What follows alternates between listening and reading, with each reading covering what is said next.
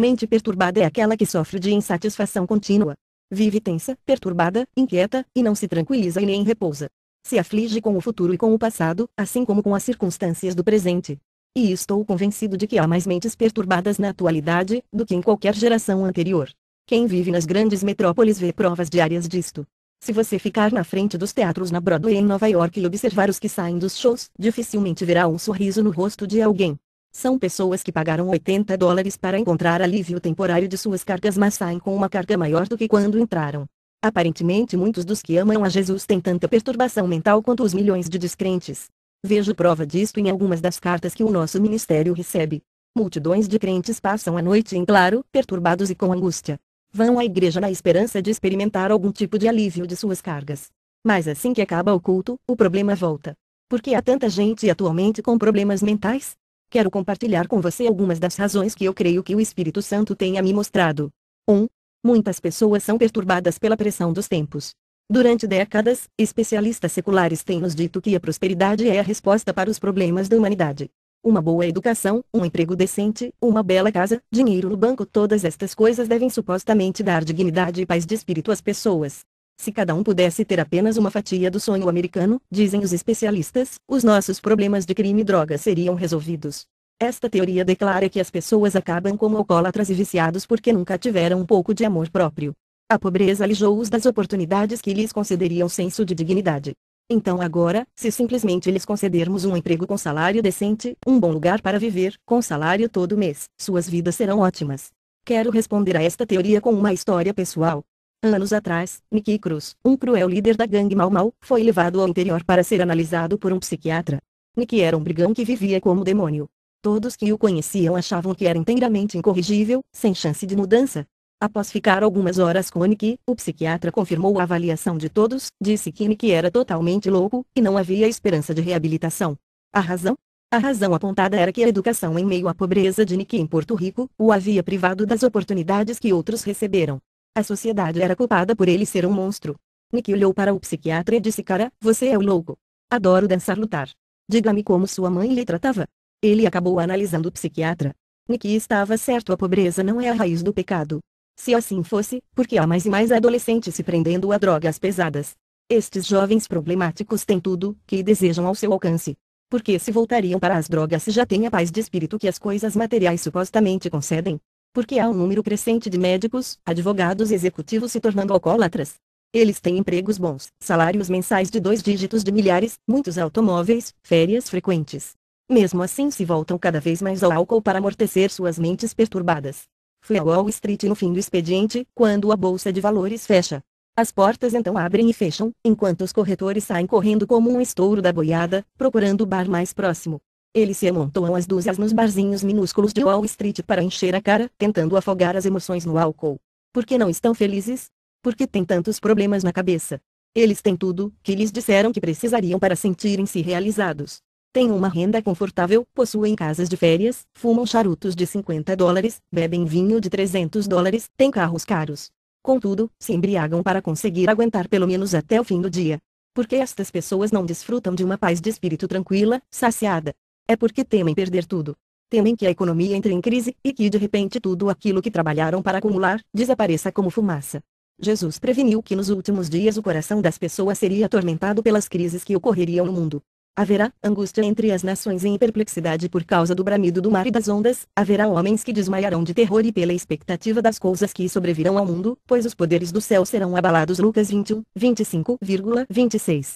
Jesus disse que os acontecimentos que sobrevirão ao mundo serão tão assustadores, que as pessoas literalmente cairão mortas por falência cardíaca. Agora mesmo estamos testemunhando exatamente o que ele previu: o caos mundial, confusão, agitação.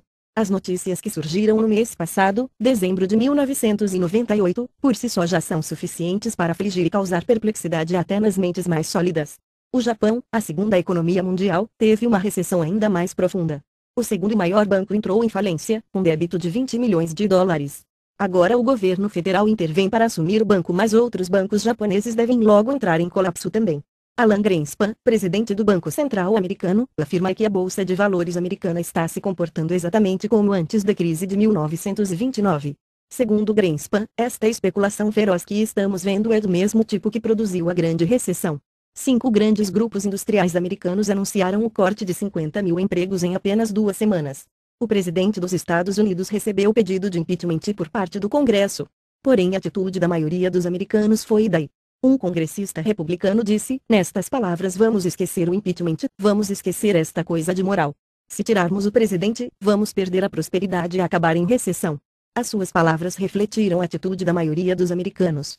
A moral não é mais importante, pois a única coisa que importa é o dinheiro. O lema que deu emprego ao atual presidente foi: o que conta é a economia, seu bobo. Um respeitável professor de Nova York foi despedido por colocar a Bíblia em cima da mesa, deixando-a à disposição dos alunos. Ele era um dos melhores professores da cidade, a média de sua classe era acima das demais. Se ele tivesse posto uma caixa de preservativo sobre a mesa, nada teria lhe acontecido. Mas ele foi despedido por ter levado a Bíblia à escola. Todas estas coisas são dolorosas e causam perplexidade a qualquer pessoa que ame a Jesus. Em verdade, o nosso ministério recebe montes de cartas de crentes de todo o país que se preocupam com a ruína moral da nação. Uma destas cartas veio de um pastor na faixa dos 90 anos. Ele recorda a imoralidade da década de 20 que trouxe julgamento sobre nosso país através da Grande Depressão Econômica. Ele testemunhou 2 guerras mundiais. Viu os transportes mudando de carroças a cavalo, a navios espaciais. Viu a comunicação indo de rádios que chiavam à internet. Em resumo, viu de tudo.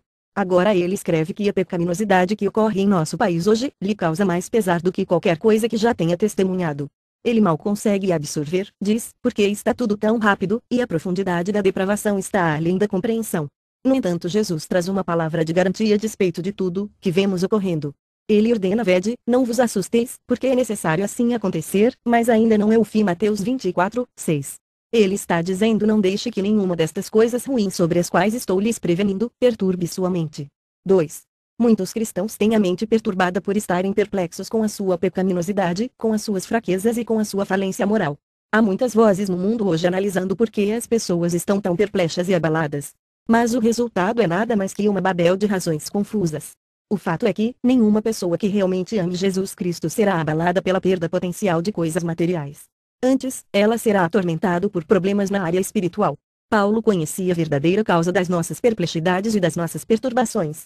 Ele aborda o assunto em Romanos 7: porque nem mesmo compreendo o meu próprio modo de agir, pois não faço o que prefiro e sim o que detesto, porque não faço o bem que prefiro, mas o mal que não quero, esse faço. Romanos 7, 15,19. O apóstolo está dizendo exatamente aquilo que não quero fazer, eu acabo fazendo. Mas aquilo que eu quero muito fazer, em obediência a Deus, não me vejo fazendo. Aqui Paulo está falando a milhares de crentes sinceros. Eles estão perturbados pois simplesmente não conseguem vencer o pecado. Querem fazer o certo, viverem santos e puros diante do Senhor. E odeiam o pecado que tão facilmente os tenta e interrompe sua comunhão com Cristo. Mesmo assim continuam voltando para Ele. Acabam ficando angustiados, agitados, esgotados, e gritam: ó, desventurado homem que eu sou! Eu não quero mais fazer isso. Mas pareço muito frágil para resistir. Por que sou tão fraco? E até quando vou aguentar esta luta? Será que vou ficar a vida inteira chorando um mar de lágrimas, confessando e me arrependendo, e depois voltando para o pecado? Pessoas assim que amam a Jesus não estão tão preocupadas com a crise econômica ou com a crise mundial, mas estão muito mais aflitos devido à sua queda espiritual da semana passada. Eles achavam que haviam dominado aquele pecado que os assediava, mas de repente ele volta sobre eles com força redobrada. Agora se entristecem por haverem ferido mais uma vez o Senhor. E se preocupam porque estou sempre caindo, quando a única coisa que desejo é agradar a Jesus.